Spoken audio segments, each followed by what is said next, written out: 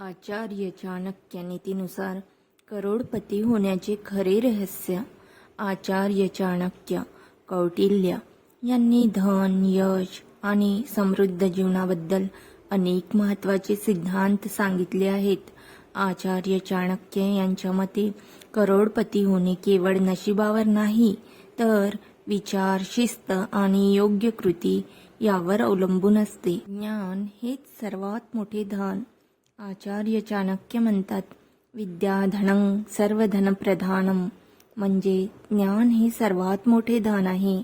ज्याच्याकडे ज्ञान आहे तो कोणत्याही परिस्थितीत पुन्हा उभा राहू शकतो आणि संपत्ती निर्माण करू शकतो. पैशाचा योग्य वापर.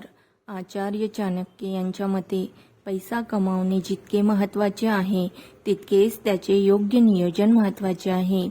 कमाईचा काही भाग बचत करा, काही भाग गुंतवणूक करा आणि काही भाग समाजासाठी वापरा. आळस टाळा. आचार्य चाणक्य म्हणतात, आलस्य ही मनुष्याणां शरीरस्थो महान रिपू. आळस हा माणसाचा शत्रू आहे. आळशी माणसाला संपत्ती मिळत नाही.